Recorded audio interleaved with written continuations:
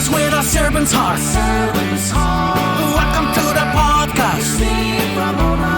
Business with a servant's heart. Listen to the podcast. Steve Ramona. We're all about to talk on life. Our guest will share his life story. We want you to success in life. We're ready and we will start shortly. We're gonna talk on life. We're gonna talk on business. You're gonna shine bright. We are gonna witness. Business with a servant's heart. Welcome to the podcast. Business with a servant's heart. Listen to the podcast.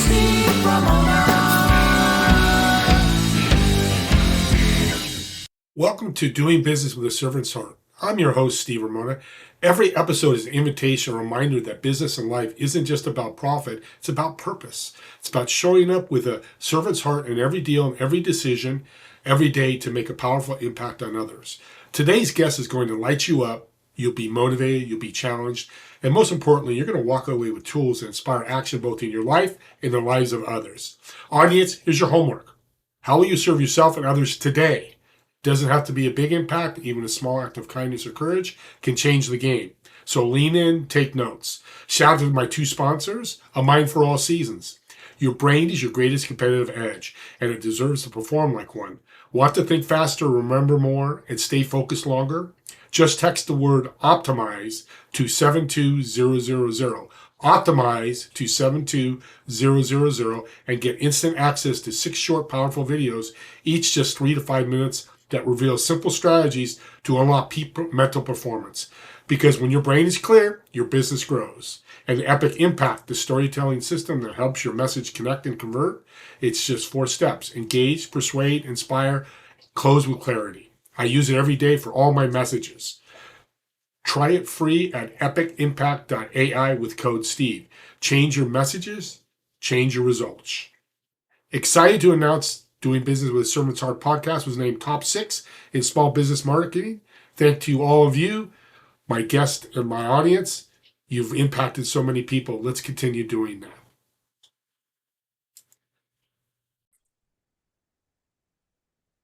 Welcome to Doing Business with a Servant's Heart podcast.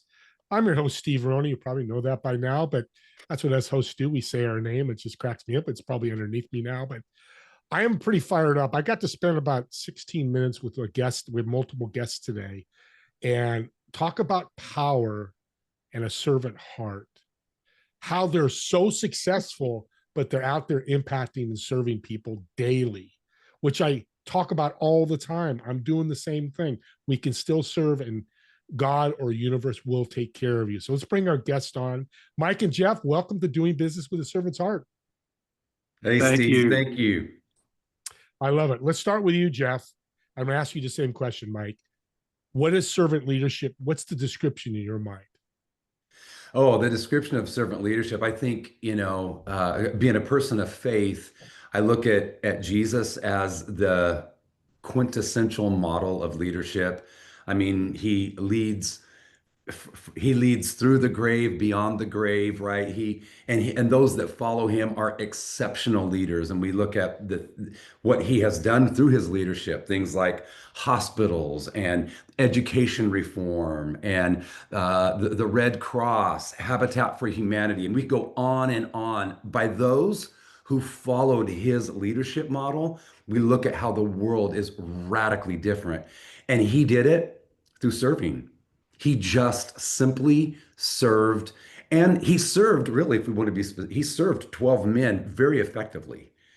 And in just focusing on those 12, and they turn around, it got vectored out to where, and so for me, when I think of servant leadership, I look at him and I'm like, man, that's the way to do it. It's to put somebody else's life, dream, vision, need before yours, and to pour yourself into that. And then and it's almost like surfing at that point. Then you just ride the wave. So that's what I would say, Steve. It's a beautiful analogy. Mike, what about you? You know, I can honestly say I when I heard it defined the first time, I guess I thought, well, I think that's what I do, because I learned from my late father.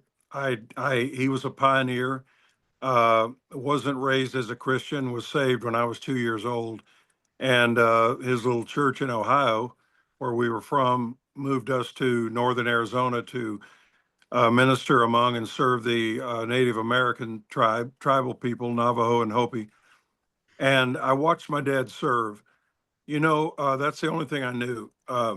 Steve, there's a beautiful example. It's a remote little scripture, but King David was talking about his days of beginnings, and he said, "You called me from following the ewes." Now, we wouldn't understand that language unless we'd been shepherds, but the ewes are the pregnant lambs that are going to produce. And in the spring of the year, when they're going to start lambing, a smart shepherd, a shepherd not self serving, a shepherd not hard driving, recognizes that sheep are a flock instinct following animal. So a shepherd can go out front and set the pace because of his own aspirations, desires, drives, and the sheep will instinctively follow. Even if it's too hard for them, too long a day, and too steep a trail, they will start to abort their lambs because they're being driven too hard. But their instinct is to follow. So in the spring of the year, the shepherd that was wise and loving would go to the back of the flock and let the sheep set the pace for how quickly they could move toward green grass. And David says, "You called me from following the ewes." I think God recognizes when we're in it to serve ourselves in life or serve a greater cause. And so servant leadership to me is just a natural place to land if you really care about people and you want to move the needle on making life better for anybody. You're going to have to find a way to serve them. They're not there to serve you. You're there to serve them. You guys both nailed legacy, and it's getting me excited because I love legacy. I think it's in your coaching program with executives. I'll start with you, Mike. Is legacy a part of that? Because I think it's powerful. That's what I'm trying to do, is leave a great legacy. Yeah. Well, it is absolutely because, for one thing, and this is not a negative at all, Steve, it's just reality, but as we reach what is more the fall of our lives, the latter end, the last quarter, whatever, I remember being 25, 30, 35. I never thought about the end of life issues or dying, not once a year. Now you think about it at some point every day. How much time have I got left? Is this worth it? Uh, is it going to make a difference? What am I going to leave for the next generation? Because we suffer, Jeff and I, in our studies, are doing a next book on all the theories and the craziness surrounding end of the world issues and what it actually really looks like. And is it a doomsday message? Is it a message of hope? And that's what Jeff and I are working on now because we believe it's a message of hope.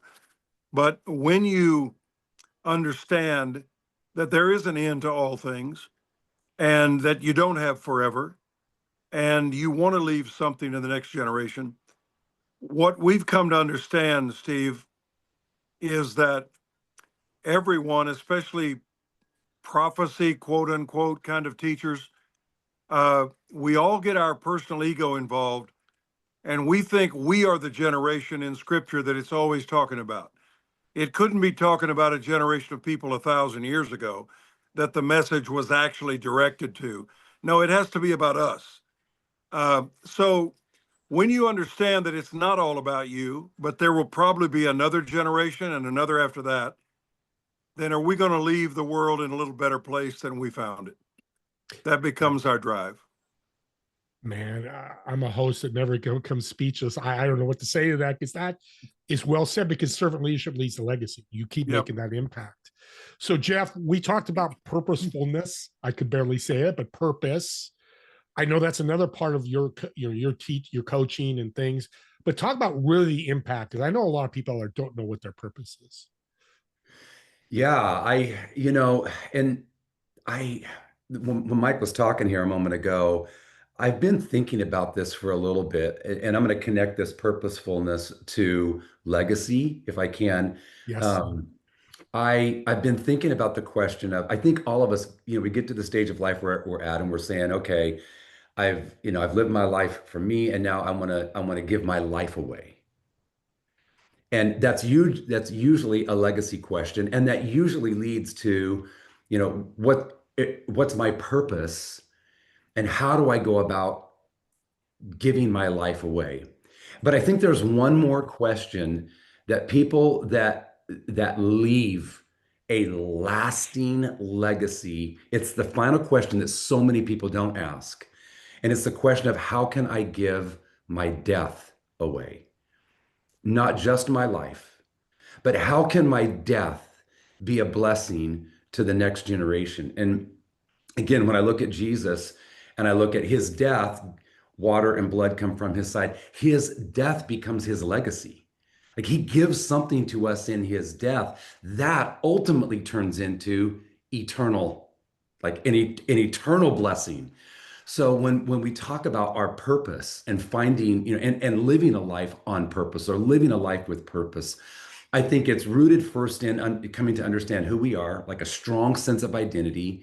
And this is something that Mike and I talk a lot about in our Real Happy book. But it's Jesus standing in the waters and having that strong sense that I am my Father's beloved and I bring him great joy. Like I've not even accomplished anything. I've not performed one miracle. I've not done one single thing, and yet the joy of heaven is shining over me. And I'm going to live my whole life with that identity being what drives me. I'm not driven to perform, to achieve, to accomplish in order to get an identity. I already have it. I am living out of the joy and the abundance of that. And I think once you have that kind of as your identity, that then leads you to your purpose. And then when you lead your purpose all the way out, you can say with, like Jesus on the cross, it is finished. You can finish what you set out to do. Or like the Apostle Paul says, I have fought a good fight. I have finished. When you have a purpose, then you can finish what you've been brought here on earth to do. And that gives you the lasting legacy that leads on to another generation, inspires another generation. It gives them kind of the inspiration, and it gives them also a sense of direction in that. What's interesting, Jesus' death, we celebrate every year for hundreds and thousands of years on Easter. We celebrate, talk about leaving a legacy. I don't know if me and all three of us could do that, but if we got close or just something that did that, give my death away. I get taught as a host. That's why I like to be the stupidest guy in the podcast, because I get to learn from you guys as well. So Jeff, let's talk about faith and faith in business. This is doing business with a servant's heart. It's life too. I could say doing business in the servant's heart, business and life, which I'll tell people a lot of times. But, first you, Jeff, then you, Mike. How do you bring faith in, and how does it help the ROI? Because business needs to make money. Yeah, I think, and by the way, I almost would like to defer most of my time here to Mike, Sure. because Mike has been the epitome of this idea of living and walking out faith in a way that is admirable and noble, and people look to him and how he walks his walk by faith. But all I would say is this: I think when we live, um, with a view to eternity, and I'm not just living for the right here and the right now, but I'm living under the specter of eternity. And what I'm kind of reminded of is the book of Ecclesiastes, where the writer, the philosopher keeps saying over and over, all is vanity of vanities, and everything under the sun is vanity. And he says this for like 11 chapters. Like everything's worthless and it's futile and it's meaningless. And then he gets to chapter 11 and 12 and he shifts and he says, but when we're not living under the sun, when we're living not under time, not under the clock, everything is futile. If all I have to live for is the 70 years of my life. But if I'm living for something that is eternal, well, that requires faith because I can't see it. And if I live for that, then my life is so rich and so meaningful. I love that. And I love the fact of faith because that fits everywhere. I'm going to go play a football game. Football players, they pray all the time. NFL, we're in the NFL season. Why do they pray? Well, because it gives them faith that they can stay away from injury and all that. So it goes everywhere in our life, just not in the church, which I love. Mike, I know you've got a great answer to this. I could see it in your face. Oh, well, I'm enjoying this so much, but I was thinking just a minute ago, Steve, the faith role in my life is I wouldn't even get out of bed if it wasn't for what I believed. Faith drives everything. Uh, I was talking to a guy yesterday that wants to do some kind of sponsorship. He has a coffee company and he wants to do an agreement with us and put it on the website and whatever. And we get a piece of it and he sponsors us. And I was looking at the paperwork last night and I was thinking, I think this can work. I think this would be a help. I believe we can do this. But see what I'm saying? The whole language is faith. I'm not even going to call the guy back if I don't think it'll work. What am I going to waste my time for? But when faith is born, even if it's a seed, when faith is born, you pursue it. That's the only thing that gets me up in the morning. I believe I can do something that's going to make a difference, and making a difference makes me feel better. And it's an endless cycle. So I'm going to get up and serve somebody, or I'm going to stay in bed. So without faith, it is impossible to please God. And it's also impossible to build a business. You can't build a business without faith. Amen. Amen.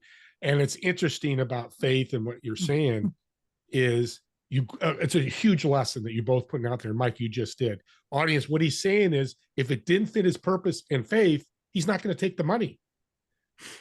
That's right. Powerful. We a lot of people out there are taking the money because they need it or they just want the money. Yeah. And it doesn't end well. So I thank you for sharing that. I try to bring that up a lot because we could turn money away and still be successful. That shouldn't be the end all be all. Let's talk about the book. That's why we're here. I'm excited. I can't wait to get it myself. Mike, let's start with you. What's your thoughts on the book? And then we'll get to you, Jeff. Well, the biggest change that came in my own life that precipitated doing this book and changed me while we did it, hooking up with Jeff to do it with which was a relational thing that grew to where we're just brothers in this and in life. The biggest issue that it solved for me, Steve, is I can honestly say, with lots of mistakes sprinkled in, I always lived my life with a desire to please God and to do the right thing, but I was never sure that I was, because I wasn't. I had a really twisted view of God, and unfortunately, it's way too common with people. And that is, I'm paraphrasing now, but he's basically ticked off at all of us. We've all been a disappointment, and you'll never do enough to make him really happy. I would not have put happy and God in the same sentence. Then when I learned that God, with us as his children, is really invested in wanting us to be happy. One of the remarks we got early on when the book was released is a Pharisee, that's what I call them, people that are like super holy and they find something wrong with everything you write or say. And he said, I don't think God is interested in us being happy. I think he's interested in us being holy. And he went on to say some pretty tough things. And my secretary saw the post before I did. And she said, what do you want me to do with this? I said, nothing. I'm going to answer him. I'm going to tell him you're absolutely right. And that's been my struggle my whole life, is trying to be holy enough to believe I please God. And when I realized that will never happen, because I am not inherently holy. I am not holy. The only thing good about me is him. And when I understand how happy he is with me, how much he loves me, devoid of any performance. That's what Jeff referenced when Jesus went in the baptismal water. He was 30 years old. He hadn't done one miracle or preached one sermon. Some people, other than the culture, believing that a rabbi could start at 30, they must have been starting to think, man, this guy's got a failure to launch here. When is he going to get started? And yet the word from the heavens was, This is my much loved son, and I'm totally pleased with him. He makes my heart fill with joy. And that changed my life. That God is happy with us and wants us to be happy. I'm Sold. convinced. I was going to buy it before. Now I'm really going to buy it. Now I can hear from you, Jeff, and it's probably make me buy 2 books now.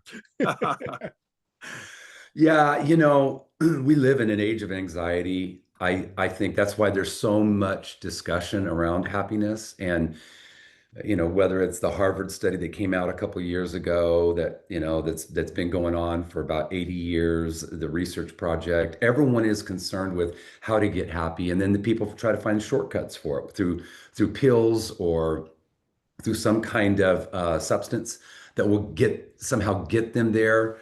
And so I think the topic of happiness is very relevant.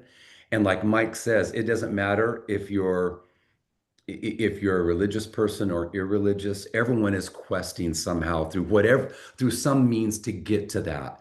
And in America, I mean, the religion of Americans, at least Christian Smith says, the professor from Notre Dame, he says, the current religion of Americans today is moral therapeutic deism.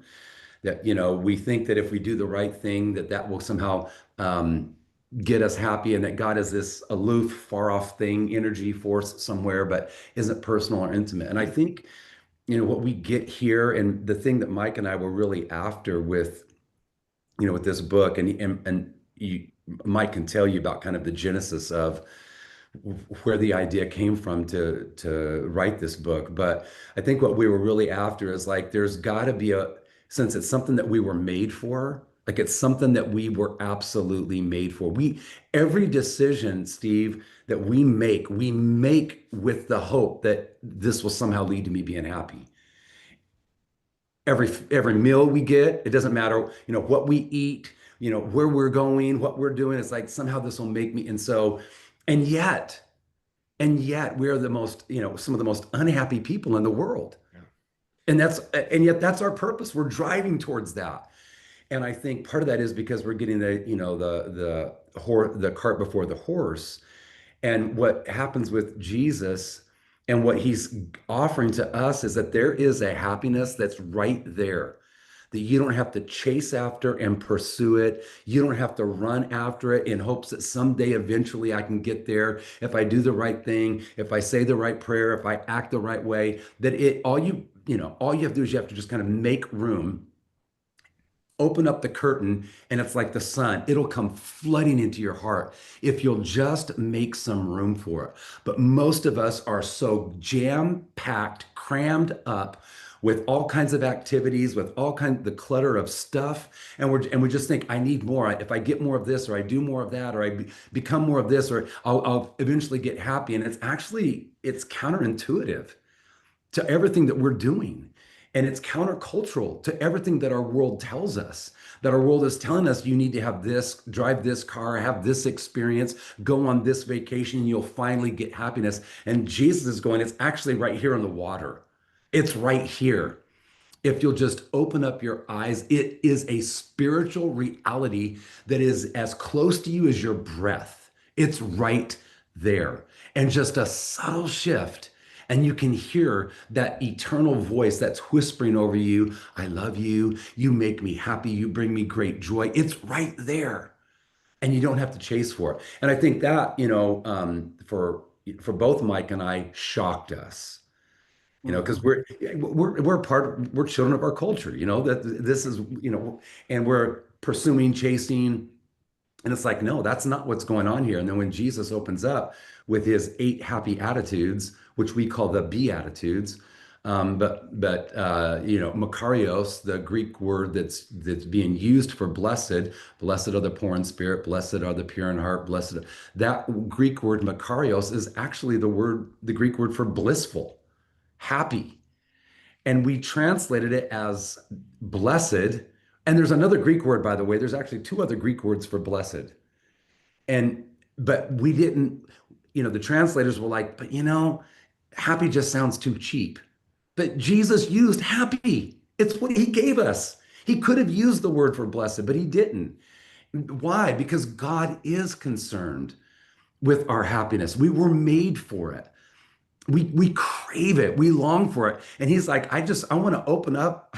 I want to debut my we call it his TED Talk. I want to debut my TED Talk here, and I want to tell you in 8 statements how much God wants happiness for you. So if you're poor in spirit, you can have it. If you're going through loss, excruciating loss, and you're mourning, you can have it too. If you're hungry and you're thirsty, you can have it as well. If you're meek, of a meek disposition, and you're not grabbing and groping and trying to seize and take and dog eat dog world, if you just like let it come to you and don't try to take it from somebody else, happiness is for you as well. And I think for both of us, it was an eye-opening moment and a personal experience with the reality of it that we had happen to us along the way. 2 words: social media. As I'm thinking, it's popping in my head, all that doom scrolling. So we're coming to the end here, Mike. Give us the genesis of the book and where it came from. Well, about my own personal happiness, I was involved in serving as I could in pastoral ministry and helping people. Wasn't that personally happy because when you're not sure where you stand uh, with God, and I had lots of shame and condemnation, and that was probably self-imposed. But that tends to be what religion can do to you. If religion, because what Jeff and I espouse is a relationship with Jesus, not a religious practice, so that because religion, all of them, not just Christianity, all of the world's major religions, paraphrased, are man's search for pleasing God, whatever their concept of God is. What do I have to do to please him? Do I need to crawl? Do I need to beg? Do I need to cut myself? Do I need to sacrifice? Do I need to fast? What do I need to do? Uh, I'll close with this, Steve. Jeff referenced the Harvard study. It's the longest contiguous study ever done on happiness. John F. Kennedy was a student at Harvard when they started it. It lasted over 80 years, and then they wrote a book. With due respect to their study, I didn't learn very much from the book because the gist of the book is at the end of 80 years, here's what they learned. The happiest people in this 1,500 men study from Harvard students, the happiest ones are if you have a good family surrounding you and if you have a close knit group of friends, you're going to live a happier life. Well, I wanted to say, duh, but but what are we supposed to do if we don't have that? What am I supposed to tell people who don't have a family that's supportive? What are we supposed to tell people that don't have a friend and live by themselves and are dying of loneliness? No happiness for you. No, the message of Jesus is, as Jeff said, you can be poor and empty and you can be happy. You can be mourning a loss and you can be happy. You can be persecuted and you can be happy because this is not an external experience. It's something so beautiful that I'll fill you with that no matter what the world throws at you, you've got a smile, you got peace in your heart, and you're going to live a good life. That's the gist. You guys exude happiness. You're making me happy. Not that I'm not always happy, but boy, oh boy, I'm just going to take clips of this and listen to it every morning. I'll be happy every morning I wake up. Thank you for that. So let's end with a fun improv. So we're going to go to a restaurant. I'm going to reserve a table at a restaurant for all 3 of us. You both get 2 people you can invite, dead or alive, that you want to sit and talk to and just get to know and get mentoring and learn from. But the second most important question is, what food would you order for the table? Start with you, Mike. Well, I'm going to start dead or alive. I think just off the cuff, I don't know. Jordan Peterson would be a good conversation. I'd like to talk to him. And I'd like to talk to Abraham Lincoln. I mean, he was in an unbelievably precarious place. The country was absolutely torn in half. And he was a man that had lost every election he ever ran for until finally getting elected. So he's just a beautiful but complicated character I'd love to talk to about what it was like there. There are so many others. Yeah. What would we order? Well, I wouldn't order anything fried. I don't want to offend anybody by ordering fried food. wouldn't have anything carbonated to drink. It would have to be, I'd have to impress them with healthy living. So there you go. Beautiful. How about you, Jeff? Who are two people you'd invite? Steve, with your questions. I know. Before we started, you threw out a tough question. Then you throw this one out, and I was going. I hope I'm not the first one. I hope he directs this to Mike first, and then I can have some time to think about it. And I still haven't thought all the way through. Okay, so obviously, I think it's a given. Both all of us would say, well, if I could sit down with Jesus, but that wouldn't be fair, right? We'll add So a I'll put third chair for him. We'll add Yeah, an extra okay. chair for Yeah. Jesus. He's there anyway. All right. Yeah. And, I've always been fascinated with the fourth gospel, with the genius, literary genius of the Gospel of John. So I would love to sit down with John. I would, I mean, that would be a kick. I think that'd be a great kick. If it was somebody that is more contemporary to us, I think I would love to have a conversation. I would have loved to have had a conversation with Rene Girard, who was a philosopher and passed away in 2012. I think those two people for dinner, pizza. Easy peasy. I like it. We got the good food from Mike and the pizza for a little bit of cheat day. That's right. Mike That's didn't right. cheat, but we'll do a little cheat. We're gonna bring wine if Jesus will be there. Yeah, there we go. Bread There and we wine. go. So for that, Yeah. both you guys, I've just met you today, and you've enlightened my heart. My heart is pumping on my chest right now. For me personally, thank you for being such blessed guests and being humble and transparent. First name of the book, and how can people get a hold of you guys? I'm sure people want to connect with you. Yeah, the name of the book, and then I'll let Mike kind of share with us the website a person go to, but you can get the book on Amazon. But the name of the book is Real Happy: Jesus's Surprising Path to Genuine Joy. And it can be read almost like a resource. If a person just wants to focus on one of the Beatitudes, they could do that. Or they could read it all the way through. We've had a tremendous amount of success in book clubs, in college students that are using it to work through it. Single moms and just different people in different stages of life have found to be incredibly helpful, which gives us a lot of joy when we can see it's giving other people joy. And then the website that they could go to is imrealhappy.com. I'm real happy, no apostrophe. IamRealHappy.com. Want to add anything, Mike? You did pretty good. He did really good.